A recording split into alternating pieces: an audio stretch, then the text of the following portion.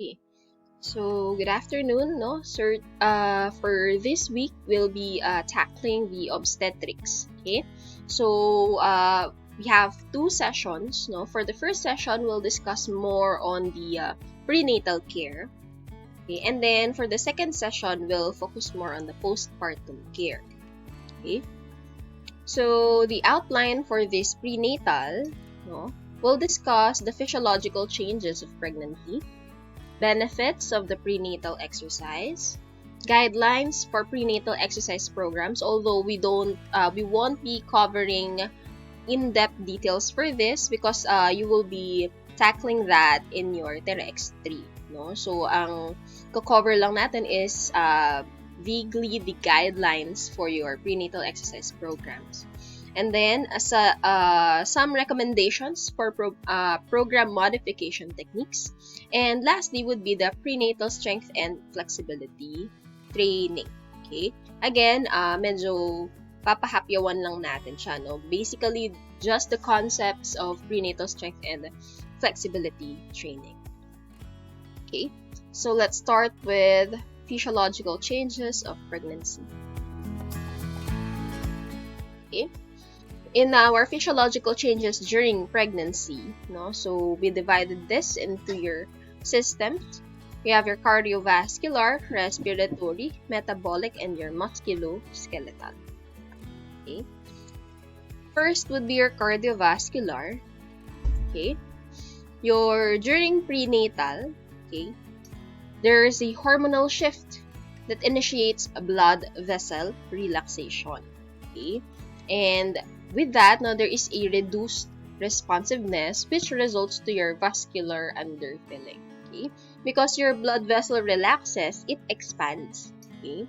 When it expands, there's more room for the blood to fill. Okay?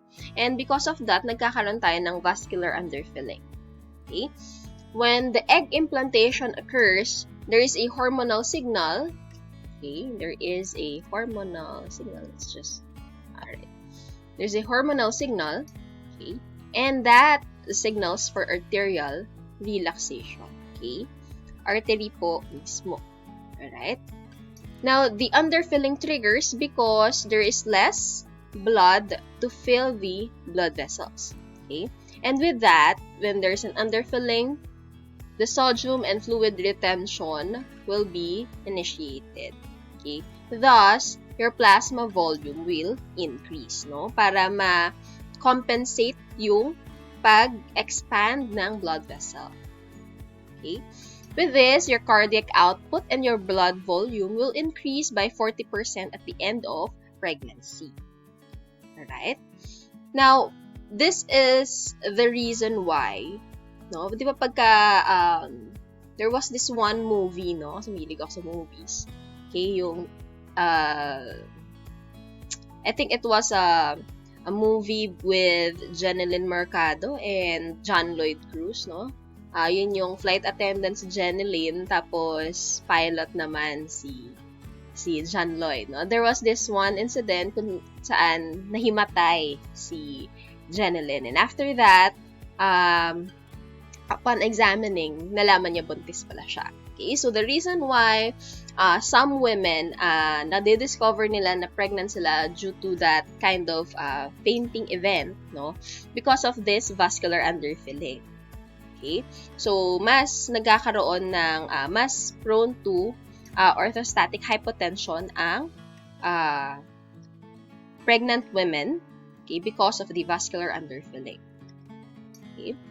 So, madalas, no, dizziness, madalas siya sa mga early parts of the pregnancy because ito pa lang yung time na mini-make up mo pa or you're trying to reach pa enough blood volume, okay, to address the vascular underfilling. The effect of prenatal exercise is that, no, if the patient engages to prenatal exercise, it increases the cardiac output by 30 to 50%. Okay? 30 to 50%. With that, no, it allows for adequate fetal blood flow during times of stress. No? So this is actually a good thing. Alright, so if we increase the cardiac output, okay, it will allow for adequate fetal blood flow during times of stress.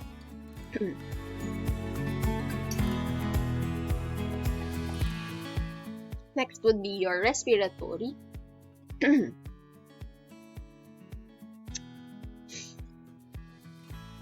If we're going to remember, no, meron tayo estrogen and your progesterone hormone. Okay? Diba, ang sabi natin, si progesterone hormone, siya yung pro-pregnancy. Okay? So, ayan, no, because of the increased progesterone hormone during pregnancy, it also signals overbreathing. Okay? So, nagkakaroon ng overbreathing. This is to improve efficiency of oxygen uptake and carbon dioxide elimination. Okay? And with this, dahil may overbreathing tayo, no, there's an increased maternal elevation and widening of the rib cage. Okay? Because you would, the body would want to improve the efficiency of oxygen uptake. Okay? Although, yun nga, meron tayong overbreathing, you also have an increased carbon dioxide sensitivity. Okay? So, nandyan yan because we would want to also improve the efficiency of carbon dioxide elimination. Okay? Resting maternal oxygen consumption increases 10 to 30% during pregnancy because of fetal, myocardium, respiratory, and musculoskeletal demands. No? So, kung isipin nyo lang, no, di ba, pagka nag-exercise kayo, no, much of the oxygen is needed, okay, to supply the musculoskeletal. No? How much more if you are trying to grow, okay, a baby inside you. So, there's much more demand and it's non-stop, no? Siyempre, pag nag-exercise, pag nag-rest, medyo okay na. But this one, syempre non-stop siya. So, ayan, kailangan talaga na itong justification with the increased progesterone resulting to overbreathing. Much needed talaga siya. Okay? Women may feel short of breath, but the lung function remains at preconception levels, no? Same pa rin ang lung function. It's just that you have a higher demand now than before. Kaya women may feel short of breath. Okay? May another example na naman tayo dito, no? If you have watched Inventing Anna, 'di ba, yung reporter doon, buntis siya habang while she was trying to create the story for Anna, right? And as you can see, most of the time ng scenes niya, no, pag naglalakad, pag when she's doing something, palagi siyang parang hinihingal. Okay? So, yun, no? Because there is an increase demand for oxygen, okay, and much needed because she's developing this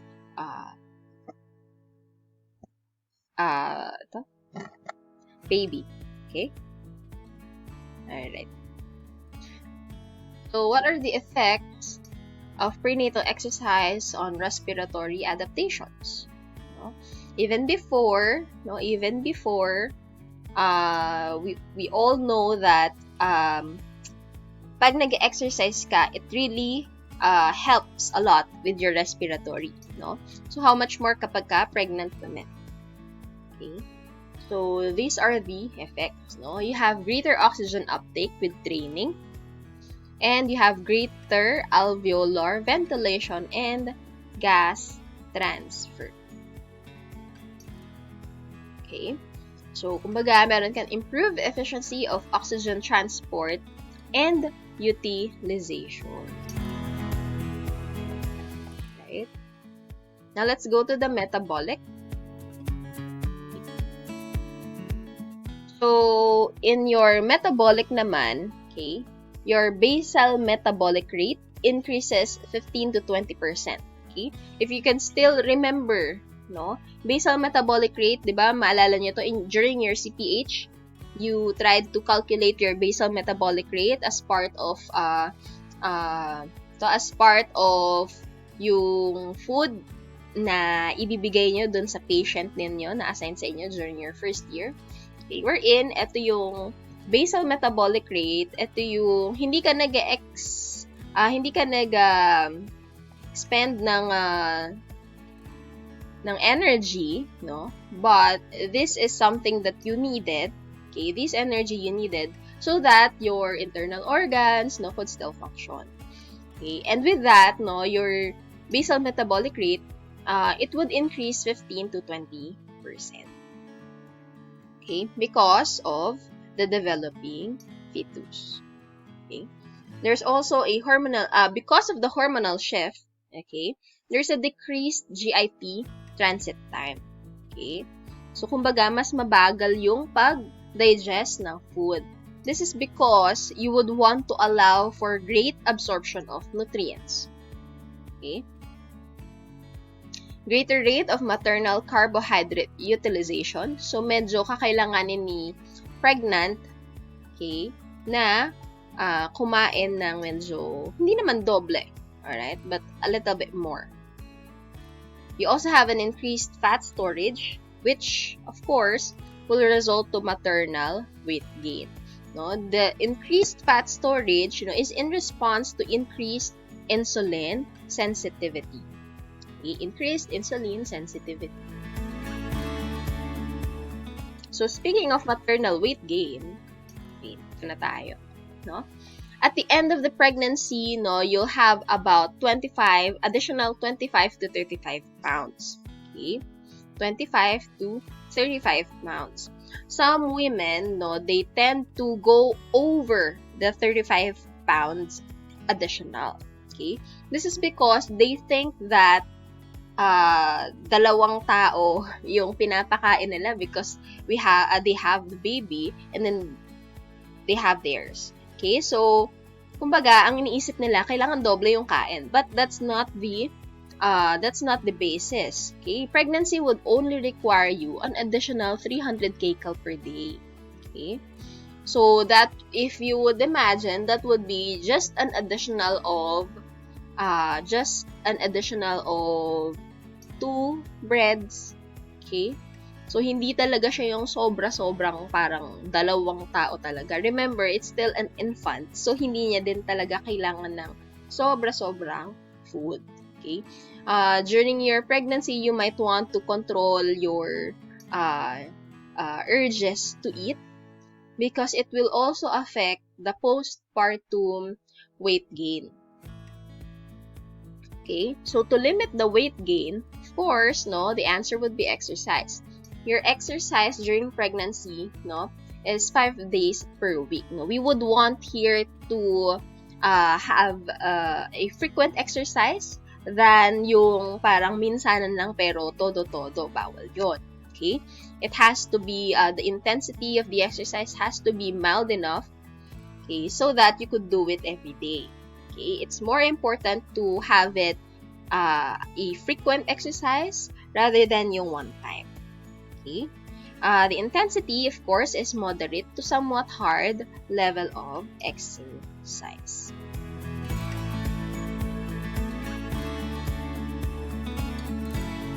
Okay. Just an additional, no? Overweight or underweight women may need to modify the range here sa 25 to 35 pounds, no? Syempre, pagka ikaw ay underweight, you would have to make up hanggang sa ma-reach mo yung normal weight mo. And then, dun ka palang mag-a-add ng 25 to 35 pounds. Okay? Kabaliktaran naman pag overweight. Syempre, pag overweight, babawasan, no? Mababawasan yung 25 to 35 pounds here.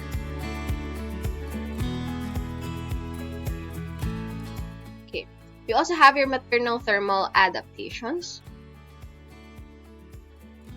Now, your regular exercise will improve a pregnant woman's ability to regulate her core temperature via increasing the blood volume so that mas nagdi-dissipate yung heat, okay, decrease the core temperature vasodilation threshold, and lowered ang sweat point, no? Pagka lowered ang sweat point natin, ibig sabihin mas nasa sweat ni mas nagpo-produce siya ng sweat so that yung heat from the body, no, mailabas niya. Okay? So, once the sweat evaporates, no, yon. Alright? So, somehow, ma-address yung pag-increase ng core temperature niya. Okay? So, bakit ba natin kailangan i-regulate yung core temperature of pregnant women?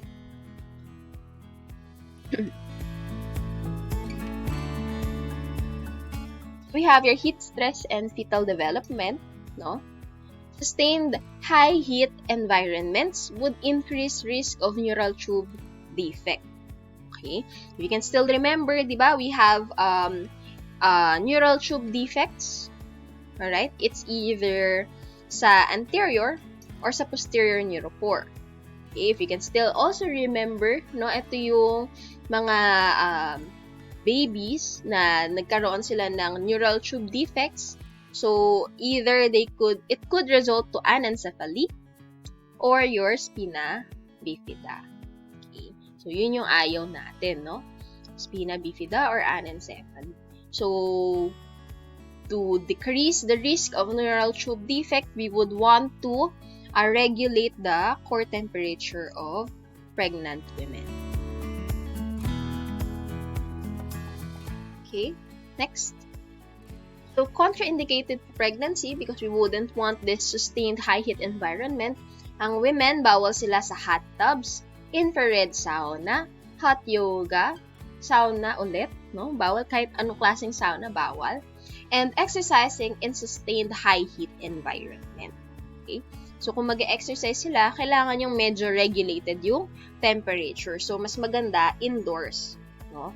Indoors. Pag mga outdoors naman, if ever gusto nila yung mag-walking, okay, it's highly recommended to do it mornings, no? Hindi tanghaling tapat. Okay, masyadong mainit yon. These are the warning signs, no, for your heat stress. Increase and profuse sweating, no? Ibig sabihin, sobra-sobra na yung pag-sweat niya, pero wala naman siya masyadong ginagawa. Okay? Skin redness, dizziness, and nausea. Okay? Yung mga yan. So, watch out for these warning signs. Okay, I think this is the last system, musculoskeletal. So, the maternal center of gravity, no, as we progress ang pregnancy, it moves up and out. Okay? Up and out. And because of this shift of the COG, no, your lumbar, thoracic, and cervical curves are increased. Okay? And also, aside from that, no, part of the musculoskeletal change, we all know is your relaxin hormone increases the laxity in joints. Okay? Relaxin hormone increases laxity in joints. Okay? This allows the anterior pelvic joint, no, to widen, to give room for the pregnancy, no, as it further develops, no. Syempre, tingnan niyo naman ang laki ng tummy ni mommy here. Okay, yan, no, to allow anterior pelvic joint to widen.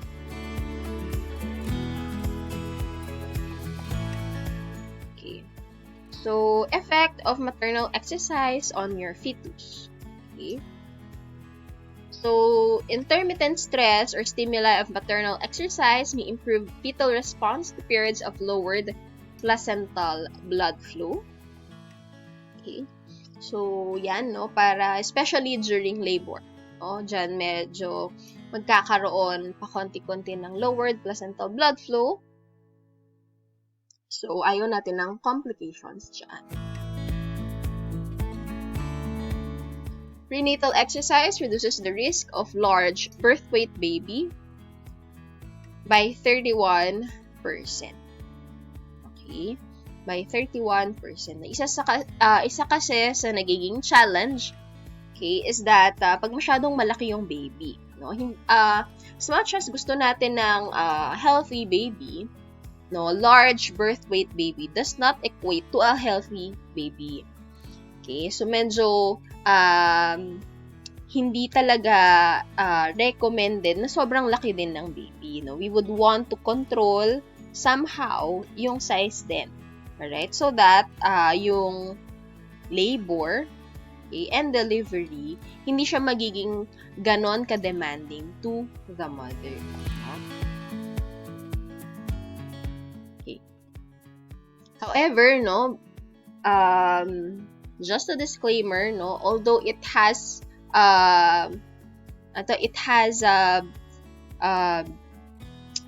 claimed, okay, that the exercises could help somehow with the pregnancy, prenatal exercise has not been found to adversely affect fetal blood flow.